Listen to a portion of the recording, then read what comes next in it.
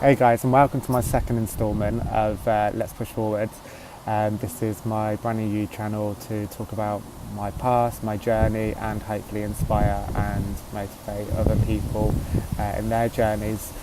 So I want to take a huge moment to say thank you to everybody that has liked, subscribed, shared, messaged me to, wish me well with my video. It's taken an interest in my, in my venture. So thank you so much for that.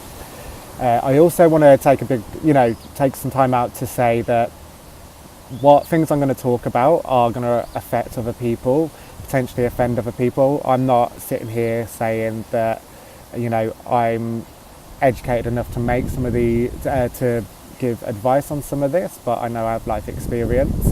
I also, have put piece to a lot of things that happened in my life. So, I'll never mention names. I'm never intending to bash people, but unfortunately, if you don't like it, that's probably sitting with your emotions. So thank you for being part of my journey, and from every dark place and every amazing place, I've learned something, so thank you for being part of that journey. So I guess one question I've been asked is, when did you first know you had a mental health issue?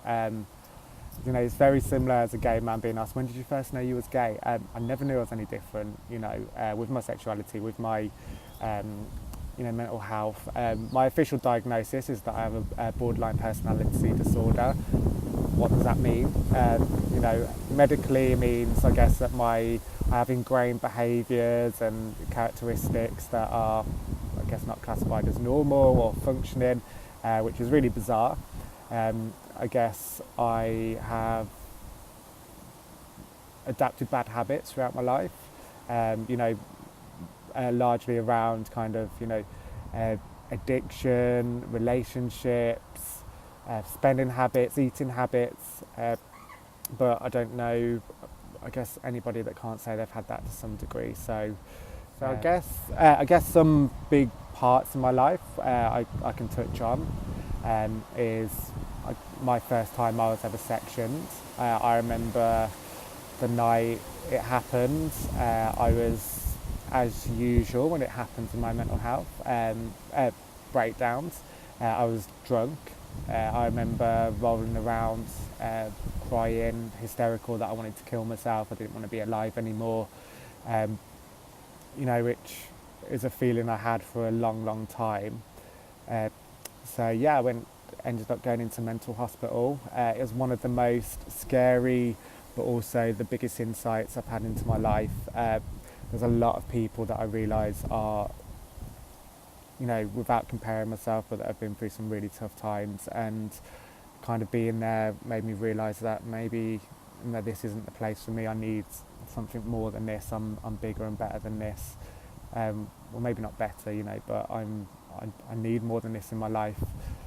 So I remember, every night queuing up to have my medication, sitting there, eating dinner, being controlled, watched over. There was loads of therapy in there, which was really good fun. I had dog therapy, so someone brought their dog in and we just sat there stroking a dog. My friends at the time actually used to sneak my dog in as well into one of the visitor rooms, so it had a little chihuahua, so it fitted in the handbag, so that was good. Also I did art therapy, which was really strange. I had a man just analysing my pictures. I didn't know I was drawing anything, but he was analysing a sunset I'd drawn. He was telling me how he could see the darkness in my sunset, but there was hope in the way I'd drawn the rays. But it was good. Gave me some insight. Another thing I did was, which is something I've really taken with me in my life, is drama therapy. So there was 2 drama students. I was the only one that turned up to class, and I had to put a chair over my head and a blanket and imagine myself being in the sanctuary. The other thing is you had to sit there and kind of say your name, but in a way that you was feeling. So I won't give you a demonstration, but that was, it's insightful. Back to the sanctuary. So, this where I am now is actually one of my favourite places. I come and sit here and I relax, take it easy, and just look out. There's actually a swan. It's gone now, but there was a swan that was watching me as well. So, but my sanctuary was just sitting by water, just relaxing, the flow, the sound of water, looking out into, you know, into an empty space and just knowing there's something more out there and this isn't the end, and you know, you can reach that.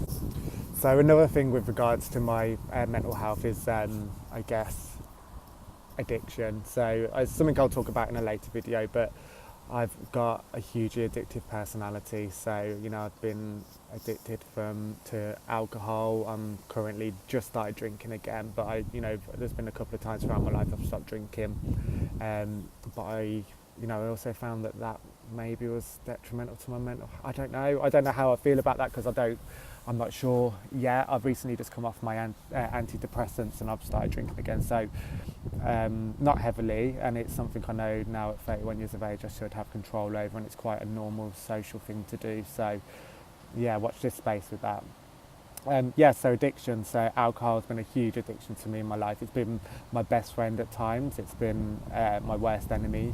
But also it's something that's always been there and been consistent when I've needed something to keep, to make me feel safe, but also to belong, to give me the confidence, to make me forget. Other addictions is, drugs, illegal drugs. So I remember there was a long time, weeks disappeared at a time where I was taking quite a lot of ketamine, which was great actually, because I could be anything I wanted to be. I didn't have to deal with anything. I didn't have to face up to anything, and my imagination was brilliant. So that was a really hard thing to let go of, because it was so comforting. And then also, I've actually never been a big weed smoker because I hate being paranoid, but just like cocaine, other drugs where you can just get away, you can escape, you can live like you can get this arrogance about you, I guess, that you can take the world on, and then you kind of wake up in the morning and you have the world's worst come down, and you question why you did that. So I guess also food has been a big thing throughout my life. I've never really looked into it that much, but I know there's been times where I've tried to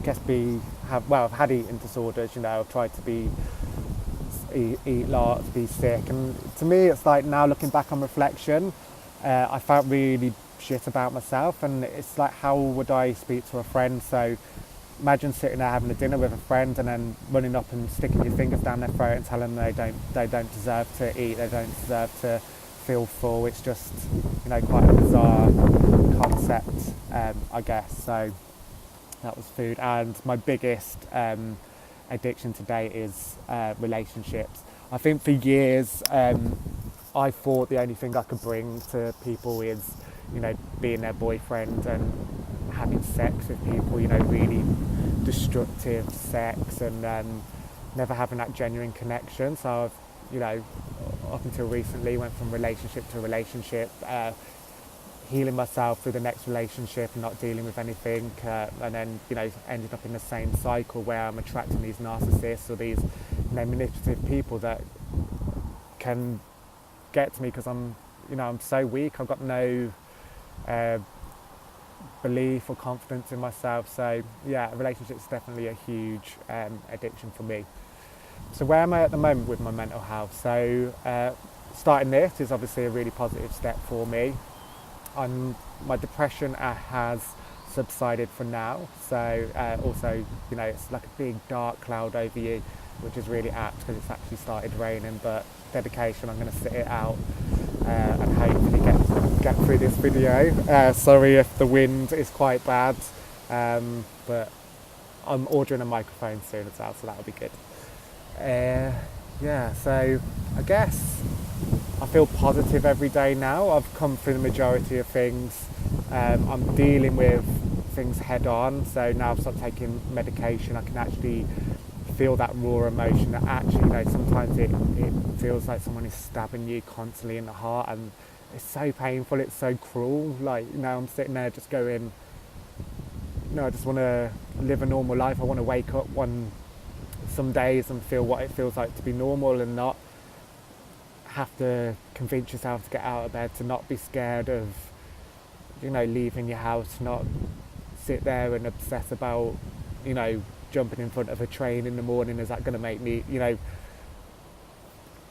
yeah, it's I hope those days are gone, and I have enough tools in my kit now to stop that from happening, and I'm stronger than ever. And to me, when I've self-harmed throughout my life, it's never been about, well, there's a few occasions it's been about actually dying, but it's been more about, I wanted to feel rather than feel numb, and sometimes, I'm tough on, I'm tough, people can't break me, so I guess the only person that can break me is myself. And I had that much, self-depreciation and self-loathing that I wanted to hurt myself, I guess, and I didn't feel like I deserved to feel good. And yeah, it's quite a strange place. So cool, well, that's it for today. I just want to keep these videos quite short, until I kind of can build up to feeling confident, to get an idea of what you guys want to know, want to hear. So please take the time to watch, take the time to like and comment. If you like it, please tell me why. If you don't like it, I'd really love to hear from you as well. But thank you very much, and a new video will be with you soon. Cheers.